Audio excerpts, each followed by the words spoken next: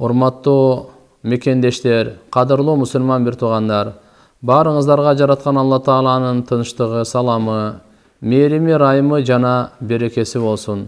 Туткан орозоңуздарды, кылган ибадаттарыңыздарды жараткан Алла Таалам кабыл кылып, дүнүйө ахиретте чексиз бактылуулуктарды Алла Таалам өзү насип этсин.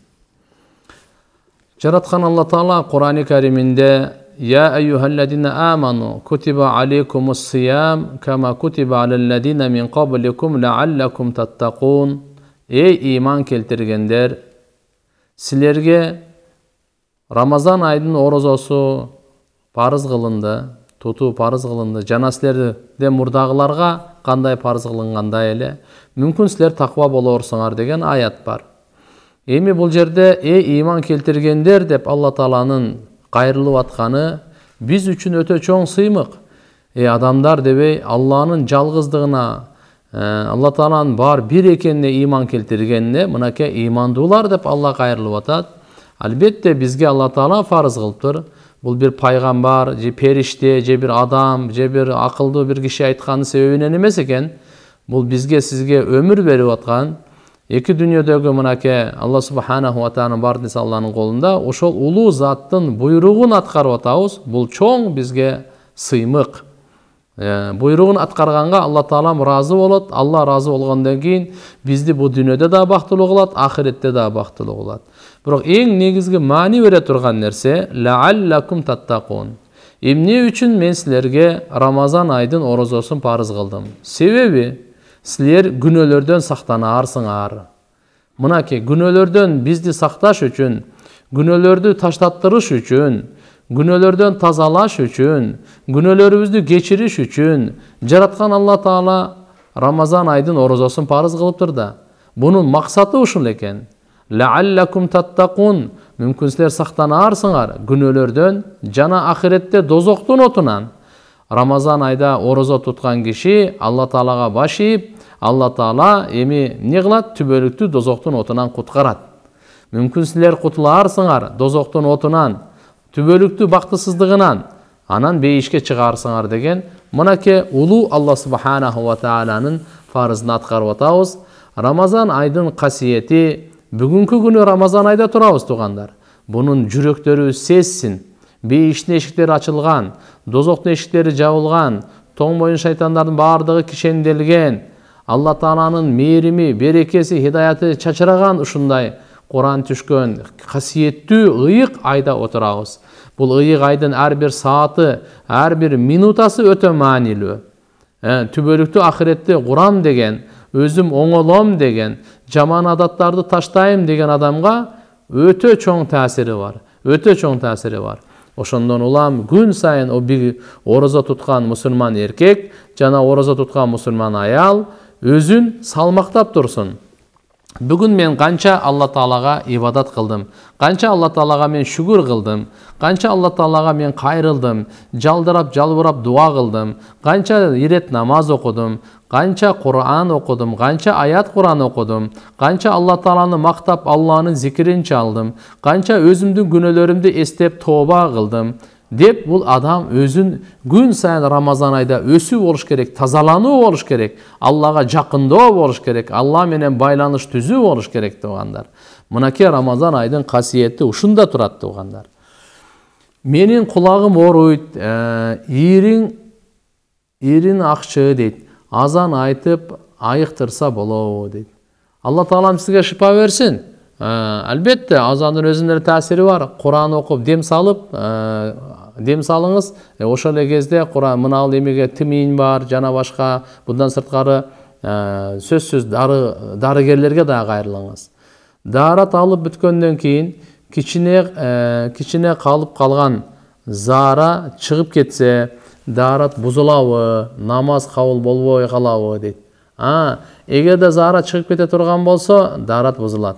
Даарат бузулгандан кийин daarатсыз намаз кабыл болбойт албетте. Ошондуктан кайрадан алганга туура келет. Сизге мен айта турган сөзүм, насаатым, жакшылап кургаткандан кийин анан даарат алыңыз. Шашылбай туруңуз дааратка чейин, путуңузду учкаштырып, отуруп туруп, заара толук чыккандан кийин, андан кийин даарат алыңыз. Орозонун убагында крабовый палочканы жесе болобу? Крабовый палочка деген бул эми мындай, биздеги орозон убагында эле эмес, Ханафи мазхаб боюнча буну жесе болбойт тугандар. Буну жесе болбойт. Ханафи мазхабта боюнча ушул деңиз балыктар, деңиз ушул жаныбарларынан бир гана балык адал. Балык адал. Калгандары болсо кээ бирлери арамдыгы, кээ бирлери макруга, ошондон улам крабовый палочкаларды жесе болбойт туган. Питир садаканы мечиттер жабык кайда берсе болот? Быйылкы жылы Кыргызстан мусулмандар дин башкармасы атайы мынал мегакомуңуз бар, билайныңыз бар, ошо аркылуу да төлөсөңүз болот. Ошо Мегапей, анан кийин билайнда мынал эмесе баланс КЖ деген ошондой немелери бар экен, ошо аркылуу Кудай кааласа төлөсөңүз боло берет. Ооз ачарда даарат алыш керекпи? Даарат алыш милдеттүү эмес. Ооз ачканда, жапканда даарат алыш милдеттүү эмес. Даарат алуу намаз үчүн милдеттүү. Албетте ооз ачарда эми ооз ачкандан кийин шам намаз окуйсуз, ошон үчүн даарат алып даяр болуп турганыңыз жакшы. Ассаламу алейкум, орозоңуз кабыл болсун. Амин, баарыбыздыкы кабыл болсун. Ва алейкум ассалам. Биз бирөөгө 4.000 доллардай карыз бергенбиз. Үй алайлы деп чогултуп жатканбыз. Ошондон зекет берилеби? Өзүбүз не турабыз дейт? Карыз турабыз дейби? Квартирада турабыз дейт. Карыз берген болсоңуз, үй алайын деп, үй бирок ала элексиз, Дагы эле ошол акчага 1 жыл тегеренди. 1 жыл тегеренгенден кийин зекетин бериш керек болот. 4.000 доллардан зекет берилет. Бүгүнкү быйылкы жылдын эсеби боюнча 193.800 сомдон зекет берилет туган. Сыналгыдан сажда аятын укса, сажда жасалабы? Рахмат. Сажданы окусаңыз ошол кечи жөнү бул записпи, запис эмеспи. Эгерде прямой эфир боло турган болсо, анда сажда кылынат. Эгерде мындай запис боло турган болсо, мисалы кандай кассета, дисктердеги запис боло турган болсо, анда эме болбойт, сажда кылынбайт. Макулбу? Эгерде мындай прямой эфир азыркындай мен сиз сүйлөшүп аткандай сыналгыдан көрүп турасыз, мен сажда аятын окусам, сизге важип болуп эсептелинет. Мурун канап ар жака кетип калса, ооз ачылбайбы? Мурун ошол жактан эле кетип калса, ооз ачылбайт. Ичинен эле. Макулбу? Эгерде чыгып, мынал жака чыгып калган, ошол жактан анан колуңузду канды көрдүңүз, тарттыңыз, андан ары кете турган болсо, анда ооз ачылып калат. Орозо кармап аткам, ооз ачарга 2 саат калганда айыз келип калса, ооз ачылабы? Же бек болобу убактысы келгенче? Бул ошол күнү ооз ачылып калат. Айыз келген күнү, ал күндү кийин казасын кармап бересиз, ал күн эсептелбей калат. Намазда колду киндиктин астына койгондо кол кандай болуш керек? Кол болсо, мына бизде Ханафи мазхаб боюнча 3 манжа, сол билектин үстүнө, ал эми бул чыпалак менен бармак болсо, момундай кармайт, дагы кармат. Бул жерде 3 хадиске амал кылынат туган. Ата энесинин каза намаздарын балдары окуса кабыл болобу? Жок, ата энеси биздин мазхаб боюнча намаз, орозо ушуга окшогонду намаздыгын окуп бере турган, орозосун кармап бере турган өтпөйт. Албетте сообун багыштаса болот. Ал эми алар болсо, ага фидиясын берсин. Намаз, орозонун фидиясын берет. Төлөмү бар да. Бир күндүк бир намазга бир фитир садака, бир күндүк орозого бир фитир садака. Орозодо күндүзү күнү уктадым эле, түшүркөп коюпмун. Эмне кылсам болот? Эчтеке эмес. Кадимкидей эле ооз менен мурунду чайкап, толук гусул кылып аласыз. Бирок оозуңузга алганда гаргара кылбайсыз, мурунга суу тартканда катыгыраак тартпайсыз. Кадимкидей жуунас болду. Орозо бузулбайт. 5 жыл балам менен сүйлөшпөйбүз. Ага ыйман жөнүндө түшүнүгү жокпу, билбейм. Кечирим сурап жазсам да жооп бербейт дейт. Эми Алла Таала балаңызга инсап берсин, үмүтсүз болбоңуз, үмүтсүз шайтандан. Кудай кааласа иншалла ошо балаңыздын эгерде мындай аалымдарга адресин берсеңиз, алар бир зыярат кылса, же болбосо бир дааватчылар менен ушундай байланышып, ата эненин урмат сыйы, макамы кандай, кадыр барк экенин түшүндүрүп берсе, кайтып калар иншалла жолдон. Мен орозо кармагам. Башында башым чыдабайт, ооруп жатат, оозумду ачсам күнөө болбойбу? Эми оорулууга шарият уруксат берет оз ачканга. Бирок сиз мындай кылыңыз, саарлыкты өтө жакшы жеңиз, суусундукту көбүрөөк ичиңиз да күндүзү көбүрөөк уктап көрүңүз. Кудай калса Алладан сураңыз, жакшы эле болуп кетесиз. Буюрса кармап бергенге аракет кыласыз. Кыргызстандан чыккан уйдун тушонкасын жесе болобу халал деген жазуусу жок дейт. Биз буну билбейбиз. Сиз буну муфтияттагы фатва бөлүмдө атайы ошол жерде адал боюнча, халал боюнча Бахтияр деген дамыла бар, ошондон бир сурасаңыз, ошол кайсыл жерде мына тушонка кимдер жасады, бизде катталганбы, катталган эмеспи, кандай, ошол айтып берет. Мен буну билбейт экем.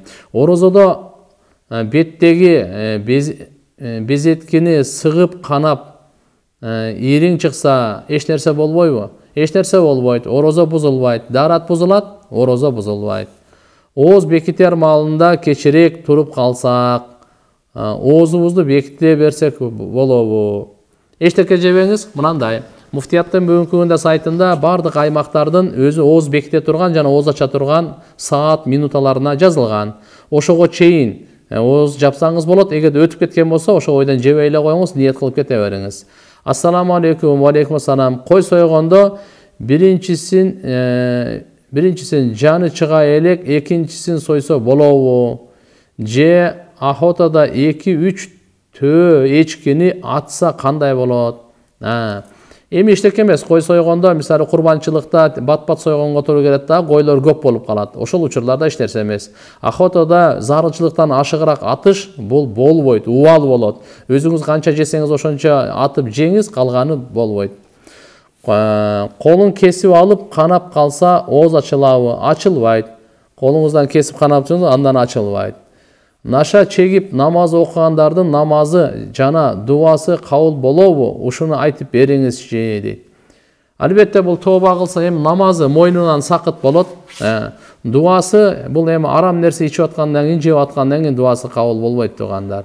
Арам жеген, арам ичкендин дуасы кайдан кабыл болсун дейт. Меккеге барып, Каабанын ошол жердеги кисва деп коет, ошол эмесин кармап алып ыйласа дагы да. Мен магазин иштетем, арак сатпайм, бирок тамеки менен насвай сатам. Орозонун таасири жокпу? Эми барып ушундай нерсени да таштаганга аракет кылыңыз. Анткени бул кандайдыр бир деңгээлде зыяндуулугу бар. Албетте орозоңуз кабыл болот иншалла, ниет калыс болсо.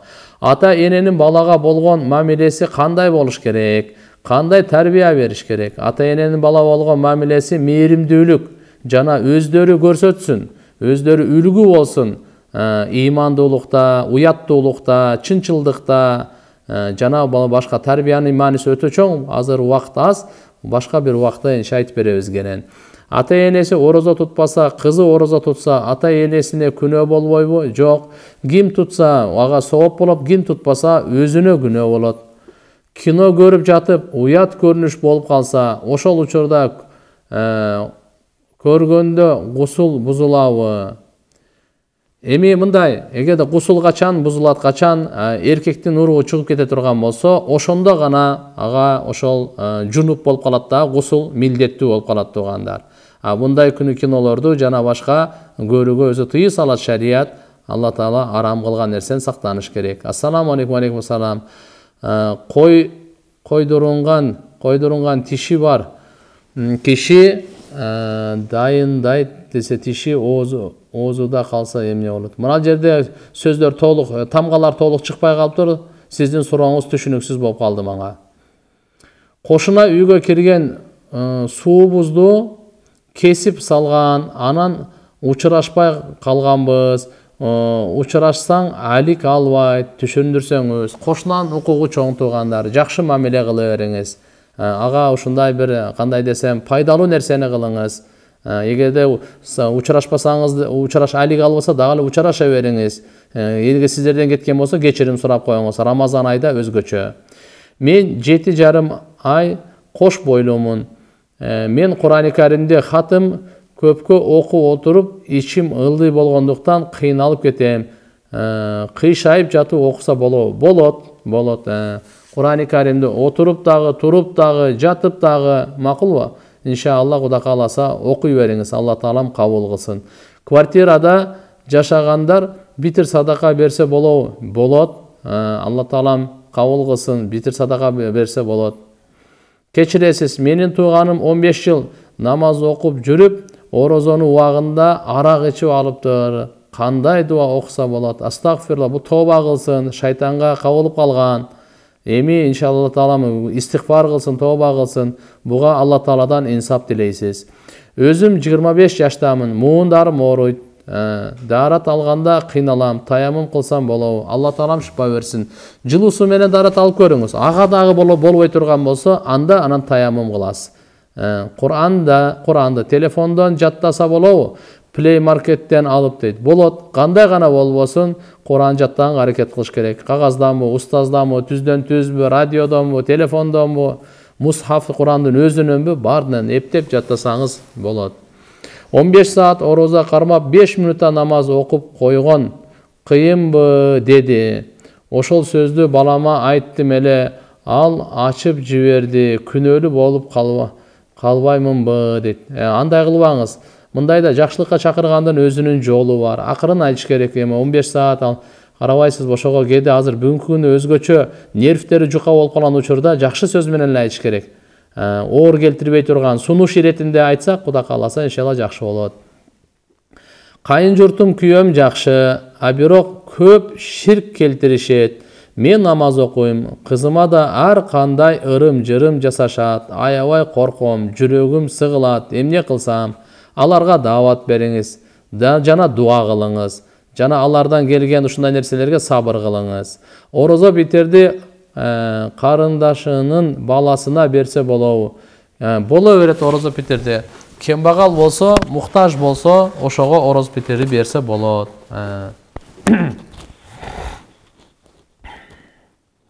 Менин түшүмө күйөөм көп кирет. Ажырашып кеткеніне 5 жыл болду. Талак бере элек. Орозо кабыл болсун, кармап жатам, намаз окубайм болобу дейт. Эми талак берсе талак алыш керек, же болбосо чогуу жашаш керек. Эгерде башка турмушка чыга турган болсо сөз талак алыш керек. Ал эми Алла Таалам орозоңузду кабыл кылсын. Орозо питерди бир тууганымдын балдарына берсе болобу? Болот. Орозо питерди болот. Кембагал болсо эле боло берет туугандары. Кандай зекетте эле, бул дагы ушундай. Бир тууганыңыздын балдарына берсеңиз болот. Азан айтылып жатканда тамак жей берсе болобу? Рахмат. Бул эгерде ооз ачар болсо боло берет. Ооз жабар болсо болбойт. Ооз жабарды азан айтылса токтотуш керек. Парыз намаз бүткөндө салам бергенден кийин аятал курси унутуп Кур'ан баштап алса, намазды башынан окуш керекпи же улантып кетсе болобу? Парыз намаз бүткөндөн салам бергенден кийин дейт. Эчтеке эмес, окуй берсеңиз болот. Себеп аятал курсуну окуш сүннөт, андан кийин деле окуй берсеңиз болот. Эч нерсе эмес. Кредитим бар, орозо кармасам болобу, намаз окусам болобу, зекет берсем болобу? Зекет берсеңиз болбойт. Же кредиттен кутулгандан кийин кылыш керекпи? Жок, орозону кармайсыз, намазды окуй бересиз, зекетти бербейсиз. Ошол зекетке бере турган акчаны кредитке берип карызыңыздан кутуласыз. Орозо кармаган адам күндүз кечке уктап кармаш керекпи? Жок, күндүзү кечке уктап эмес, бир аз түштө уктап койсоңуз болот. Же болбосо саарлыкты жеп намаз окугандан кийин бир аз уктап койсоңуз болот. Көп эле уктап Рамазан айды текке кетирбеш керек. Ассаламу алейкум, алейкум ассалам. Чачты тараганда тарактан чыккан чачты күйгүзсө болобу? Рахмат. Жок, чачты күйгүзсө жакшы болбойт. Чачты жерге көмүш керек.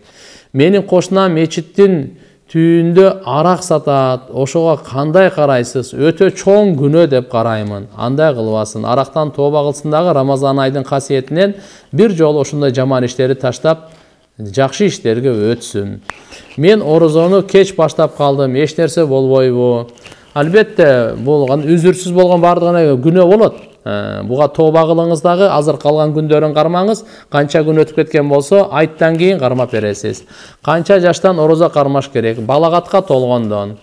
Эрке уул балдар 12-15 жашар, кыз балдар 9-12 жашар, эми ар кандай балагатка толгондон кийин орозо кармоо милдет болуп эсептелинет Рамазан айдыкын. Ага чейин аз-маз күн кармап кое берсе, даярдык эсебинде боло берет. Акарачка менен жасалган аштын акарачкасын жебер, ашын жесе болобу? Ал арам болбойбу? Эми акарачка белгисиз болгондон кийин аны жебей эле коюш керек туугандар. Акарачкадан ар жактан каяктан келген, эмне деп мууздалган, анын тамагынан деле этияттанганыңыз жакшы.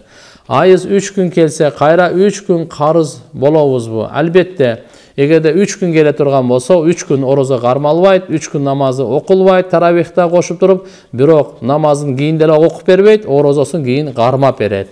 Орозодо жуунса ооз ачылабы, жуунса ооз ачылбайт. Кулагынан, мурдунан, оозунан суу киргенден этияттасын. Саламатсызбы? Кайнатам сөгүнүп алып, орозом сынды дейт. Ошол кандай болот? Жок, эми орозо сынып бузулбайт. Албетте орозонун акыйкаты, берекеси, сооптору азайып калат. Акыйкатына жетпейт, берекеси азаят, сообу азаят. Андан кийин ачпасын. Эми будан кийин андай сөкпөсүн. Daarat алып бүтсөм эле жел чыга берет. Кайра daarat ала берем. Кандай кылсам болот дейт. Жок, мындай. Бул кичине васпасадан болушу мүмкүн. Сиз буга эгерде ар бир 10 мүнөт сайын жел чыга бере турган болсо, үзүрлүгө киресиз дагы, анда ар бир намаздан алдын бир daarat аласыз дагы, кийинки намазга чейин канча ибадат кылсаңыз боло берет. Куран кармап окуйсузбу, намаз окуйсузбу, сүннөт нафил кандай болсун, боло берет. А эгерде андай эмес эле ошо daarat алган учурда деле боло турган болсо, анда бул жөн эле васпаса, акыркы daaratты алып туруп окуй бересиз намаздын акыркы учурунда. Менин баламдын ысымы Муслим, сүннөт жолу менен жарык дүйнөгө келген. Кайра дагы отургузса болобу? Жок, сүннөт жол менен келгенден кийин кажети жок. Жана кандай багытта тарбиялаш керек баланы? Имандын жолунда тарбиялаш керек баланы.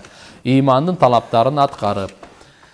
Менин жоомду бербей туруп башкага үйрөнүп алды. Бул кандай болот? Мен жоомду сурашым керекпи? Рахмат, Алла разы болсун. Өзү жообун бербестен туруп үйлөнгөн болсо, аны уруксат алыштын кажети жок ал. Албетте буга эме кылып туруп, жообун сиз уруксат талагын алгандын ал болбойт. Чогуу жашаганга туура келет. Чогуу жашаш керек. Үй бүлөнү бузбаш керек. Этек кирим келип кеткен 2 күндөн бери аз кан келип жатат. Орозом, намазым кабыл болобу дейт. Эми келген күнү бул кандай? 3 күндөн 10 күнгө чейин туугандар. 3 күндөн 10 күнгө чейин. Ошо 3 күндөн 10 күнгө чейин кайсы күн келсе, анын бир адаты болот, же адаты же бузулат. Ошону орозо кармабайт да, кийин казасын кармап берет.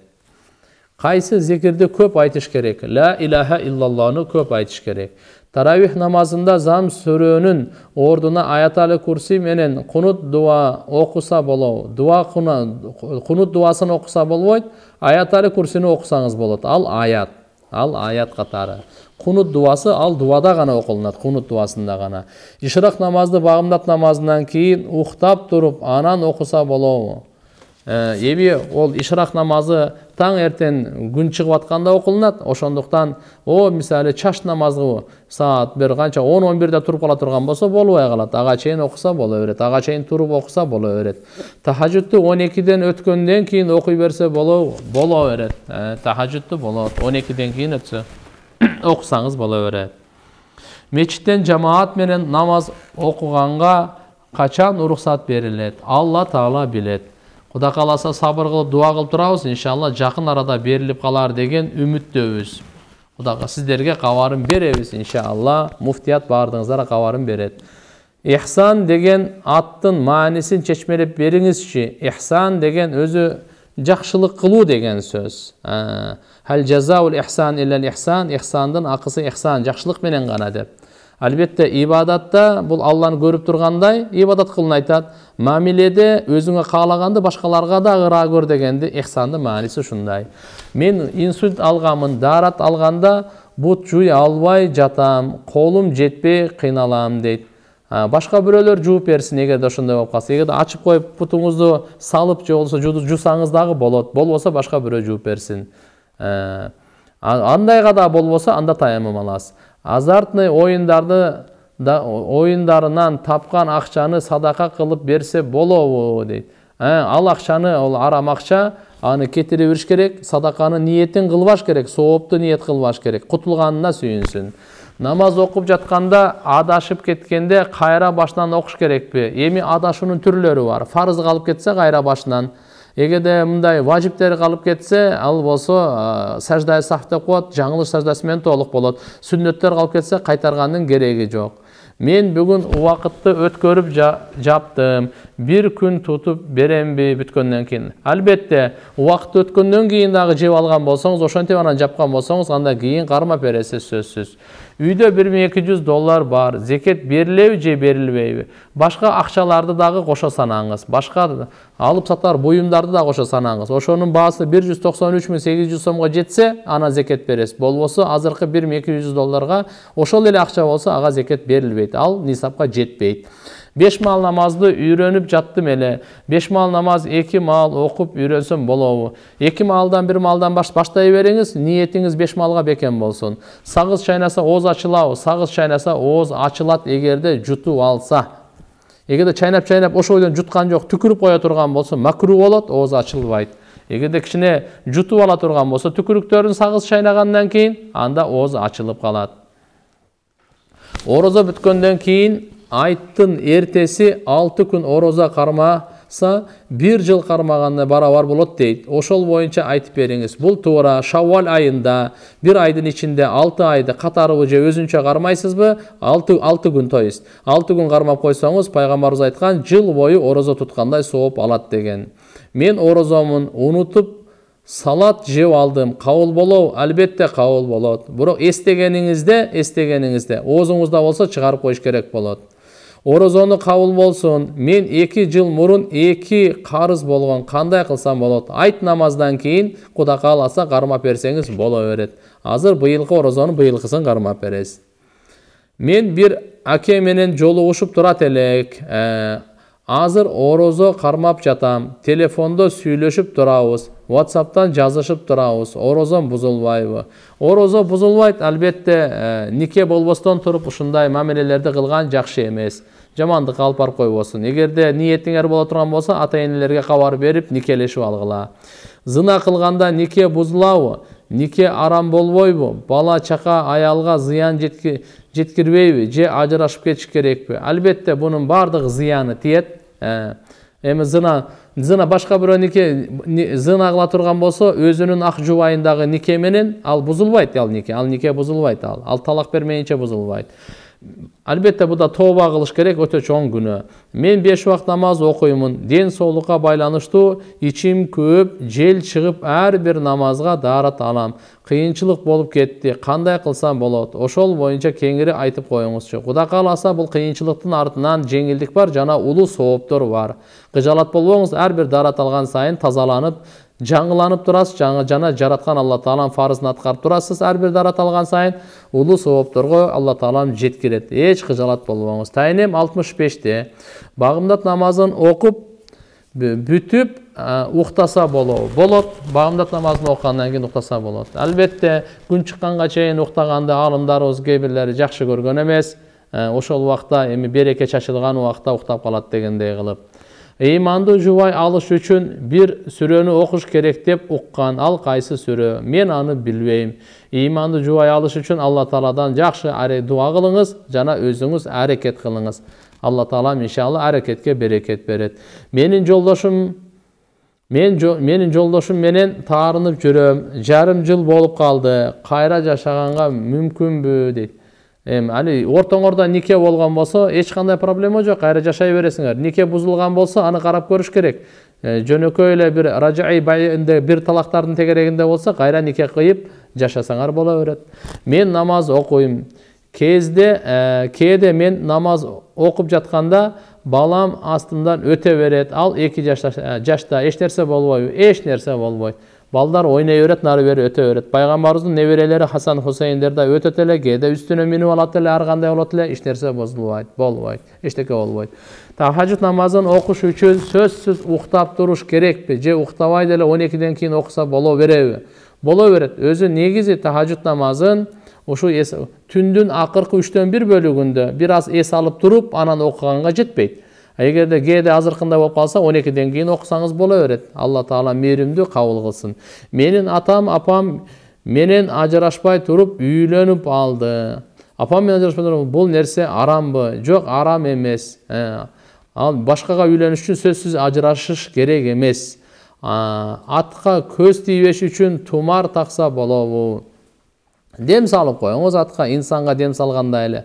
Тумар, бирок ал тумарда тебелендүү болбош керек. Тумар өзү кандай?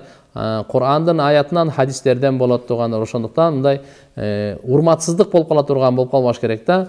Күйөөм мага 3 талакты берген элем деди. Биз кайра нике окута алабызбы, же жолу жокпу? Алланын ыраазысы үчүн жооп берсеңиз. Сиздер муфтияттагы фатва бөлүмүнө кайрылыңыздар.